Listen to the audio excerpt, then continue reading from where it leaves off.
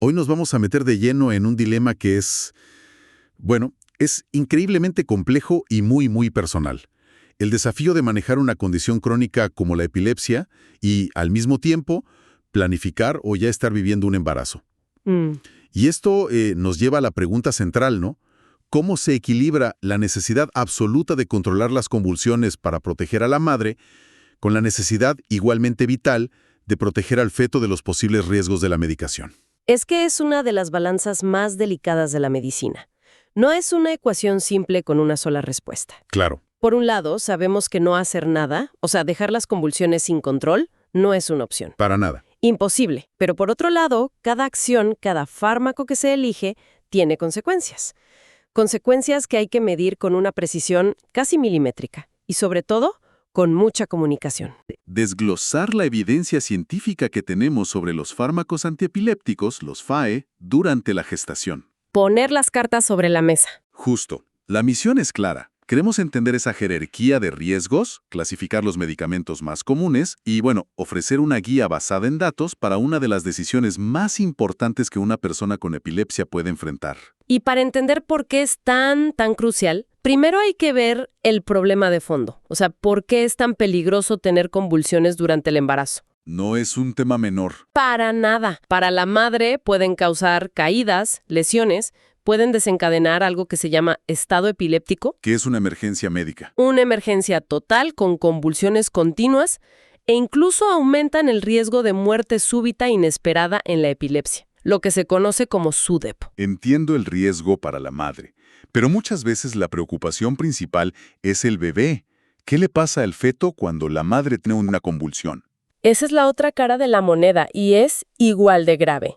Durante una convulsión de las grandes, una tónico-clónica, el flujo de sangre y oxígeno al útero puede bajar drásticamente. Uf. Y eso puede provocar un mayor riesgo de aborto espontáneo, de parto prematuro, restricción del crecimiento y, en los peores casos, hipoxia cerebral para el feto o hasta la muerte fetal. O sea, ¿qué es? Es contraintuitivo. La idea de que no tomar un medicamento podría ser más peligroso para el feto que tomarlo. ¿Ese es el consenso general? Absolutamente. Lo que la evidencia nos muestra, cuando pones todo en la balanza, es que los riesgos de las convulsiones sin control, en la gran mayoría de los casos, superan los riesgos de la exposición a ciertos fármacos. A ciertos fármacos. Esa es la clave. Esa es la clave. Por eso la recomendación casi universal es continuar el tratamiento. Dejar la medicación de golpe puede ser mucho más dañino para los dos, madre y feto, que la propia exposición al fármaco. De acuerdo. Entonces, si el tratamiento debe continuar, el punto central es cómo hacerlo de la manera más segura. Y los estudios coinciden en que hay 3 pilares, 3 estrategias fundamentales. La primera, la monoterapia. Un concepto simple pero increíblemente poderoso. Significa usar un solo fármaco, uno solo, en lugar de una combinación de varios, que es lo que llamamos politerapia. ¿Por qué es tan importante? Porque la evidencia es clarísima. Usar 2 o más fármacos a la vez aumenta y de forma significativa el riesgo de malformaciones congénitas. El objetivo es siempre encontrar la dosis mínima efectiva de un solo fármaco, la que controle las convulsiones y nada más. Entonces, no es solo el tipo de fármaco, sino también la cantidad de fármacos distintos que se toman. Exactamente. La simplicidad es seguridad, en este caso. El segundo pilar es la planificación preconcepcional. Suena obvio, pero Pero es crítico. Hablamos de tener una consulta con un equipo multidisciplinario, neurólogos, obstetras, antes de buscar la concepción. y ese antes es la palabra clave, ¿cierto? Porque el momento de mayor riesgo es muy temprano. Precisamente. El objetivo es revisar y optimizar el tratamiento cuando el feto es más vulnerable a los teratógenos, que son las sustancias que causan defectos de nacimiento. Ese periodo crítico son las primeras semanas, muchas veces antes de que la persona siquiera sepa que está embarazada. O sea, es prepararse para la tormenta antes de que llegue. Justo, no en medio de ella. Es actuar de forma proactiva, no reactiva. Tiene todo el sentido. Y el tercer pilar que se menciona por todos lados es la suplementación con ácido fólico. pero con un matiz muy importante. Sí, la dosis. Y este punto es fundamental. Es mucho más alta, ¿no? Muchísimo más.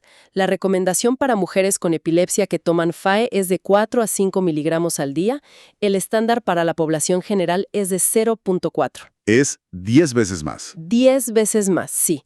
Y su función es crucial, porque algunos de estos fármacos pueden interferir con la forma en que el cuerpo usa el folato. Y esta dosis extra ayuda a prevenir los defectos del tubo neural, como la espina bífida, que es una de las grandes preocupaciones. Ok, tenemos las reglas del juego. Un solo fármaco, dosis baja, planificación y ácido fólico. Pero la gran pregunta que todos se deben estar haciendo es, ¿qué fármacos? ¿Cuáles son los de alto riesgo y cuáles son las alternativas más seguras? Vamos a desglosar eso. Aquí es donde la evidencia se vuelve muy específica. Y en la categoría de mayor riesgo hay un fármaco que consistentemente encabeza todas las listas. El valproato, también conocido como ácido valproico. Sí, las cifras que aparecen en la investigación son contundentes. Mencionan que el riesgo de malformaciones congénitas mayores con el valproato es de alrededor del 10%. 10%. Y pensemos qué significa eso, porque en la población general el riesgo es del 2 al 3%. Es una diferencia enorme. Es que un 10% significa que 1 de cada 10 bebés expuestos podría nacer con una malformación grave.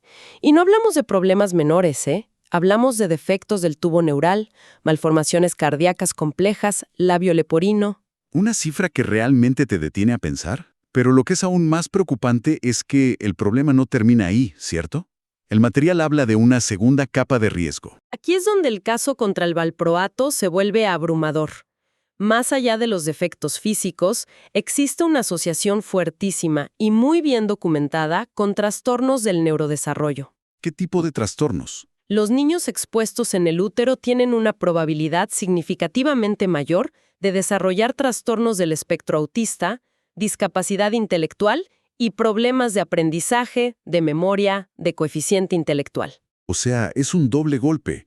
El riesgo de malformaciones físicas y además el de posibles problemas cognitivos a largo plazo. Es un doble golpe.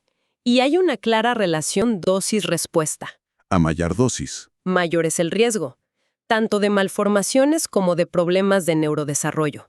Por eso las guías clínicas internacionales son tan estrictas, tan unánimes. ¿Qué dicen? Que se debe evitar por completo el uso de valproato en mujeres en edad fértil, a menos que sea la única opción eficaz para su tipo de epilepsia. Se considera el fármaco de último recurso en este grupo. Pero el valproato no está solo en esta categoría de alto riesgo. La investigación también señala a otros, por ejemplo, el fenobarbital. El fenobarbital es un fármaco más antiguo, pero todavía se usa. Y su perfil también es preocupante, sí. Se asocia con un riesgo elevado de malformaciones cardíacas y hendiduras orofaciales. Y en el neurodesarrollo. También, los datos lo vinculan con dificultades de aprendizaje a largo plazo y con una mayor probabilidad de que el bebé nazca más pequeño para su edad gestacional. Luego está la fenitoína, que se asocia con algo que se llama síndrome de hidantoína fetal. Suena muy específico. ¿Qué es? Es un conjunto de anomalías bastante particular. Puede incluir rasgos faciales distintivos y, lo más característico, es la hipoplasia digital. Desarrollo incompleto de los dedos. Exacto. Un desarrollo incompleto de los dedos de las manos y los pies, sobre todo las uñas. Y también se ha asociado con posibles déficits cognitivos. Y para cerrar este grupo de alto riesgo, los estudios mencionan al topiramato y la carbamazepina. Sí, el topiramato tiene un riesgo específico y muy bien establecido de causar labio hendido y paladar hendido. Un riesgo varias veces superior al de la población general. Y como el fenobarbital, también aumenta el riesgo de que el bebé nazca con bajo peso. ¿Y la carbamazepina? Se asocia con un riesgo de defectos del tubo neural, tipo espina bífida. Es un riesgo menor que el del valproato, pero está ahí, y parece que también depende de la dosis. De acuerdo. La lista de fármacos a evitar, o al menos a reconsiderar muy seriamente, es clara. Pero, ¿qué pasa con las zonas grises? ¿Qué hay de los medicamentos donde la evidencia no es tan contundente? Esa es una pregunta excelente, porque nos lleva al nivel 2, la zona de la incertidumbre.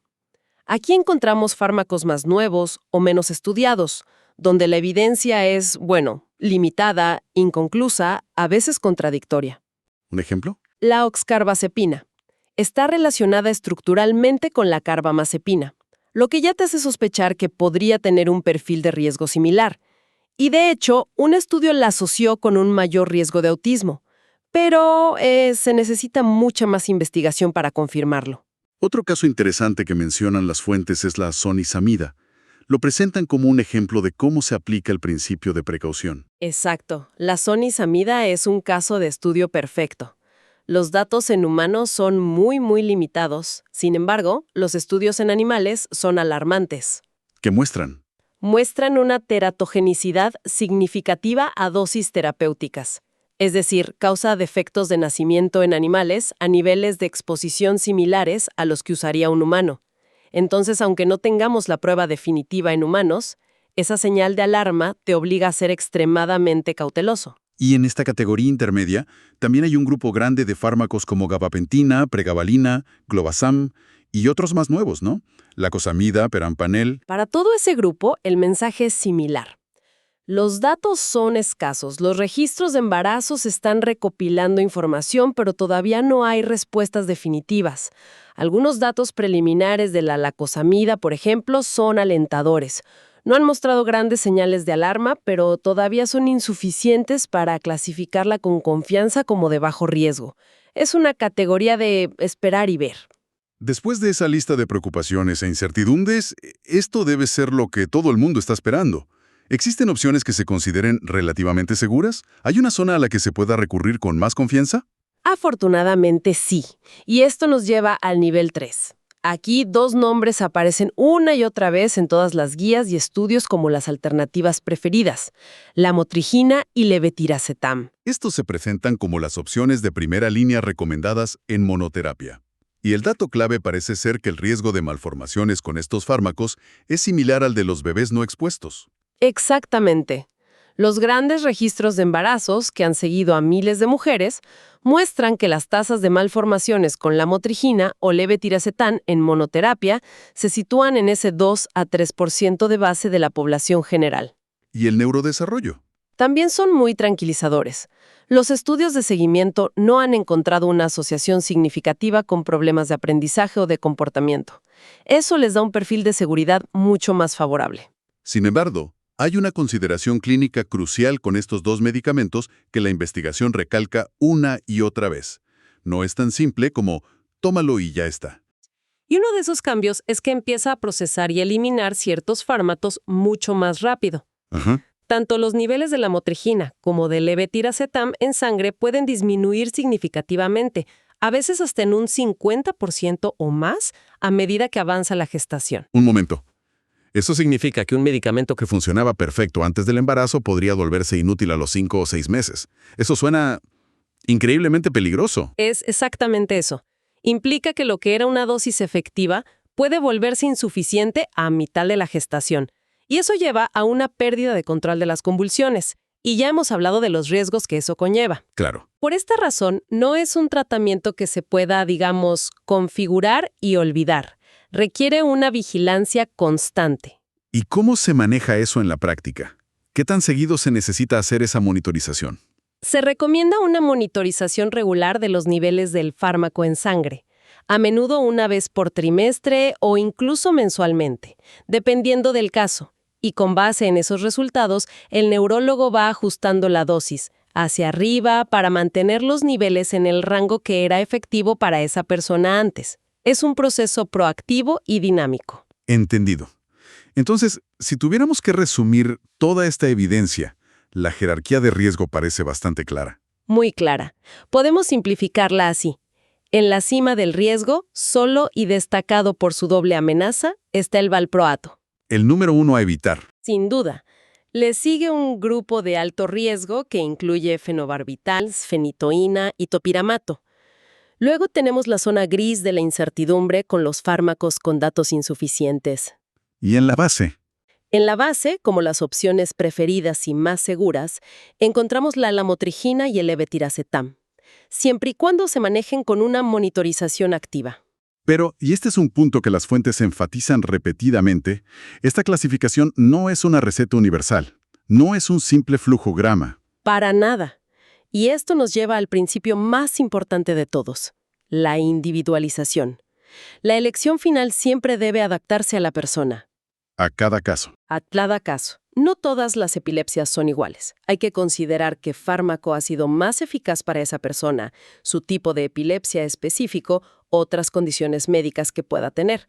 El objetivo es siempre una negociación, un equilibrio óptimo entre el control de las convulsiones de la madre y minimizar el riesgo para el feto. Lo que subraya la importancia de esa conversación constante con el equipo médico. No es una decisión que se toma una vez y listo.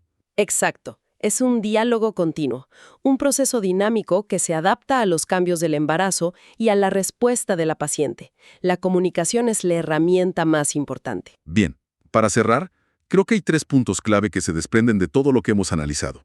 Primero, la planificación previa al embarazo no es solo una buena idea, es la intervención más importante que se puede hacer. Indiscutiblemente, es la base de todo. Segundo, que existe una diferencia de riesgo clara y documentada entre los fármacos. No son todos iguales. Valproato es el de mayor riesgo, mientras que la motrigina y levetiracetam son, con la evidencia actual, las opciones más seguras. Saber esto da poder. Una distinción que salva vidas y mejora futuros sin duda. Y tercero, que el manejo del tratamiento, incluso con las opciones más seguras, es un proceso activo, requiere vigilancia y ajustes. La seguridad no solo está en la elección, sino en el manejo continuo. La vigilancia es tan importante como la elección inicial. Pero fíjate que, si conectamos esto con el futuro, lo fascinante es que la ciencia sobre la seguridad de estos fármacos está en constante evolución. Los datos que tenemos hoy sobre la motrigina, por ejemplo, no los teníamos hace una década. Es un campo que avanza rápido. Muy rápido. Y esto nos lleva a una pregunta importante para el futuro, ¿no? A medida que se desarrollan nuevos medicamentos y se recopilan más datos, ¿podríamos algún día diseñar tratamientos para la epilepsia con un perfil de riesgo casi nulo durante el embarazo? ¿O la gestión de este delicado equilibrio entre la salud de la madre y la del feto seguirá siendo siempre uno de los grandes desafíos de la medicina personalizada?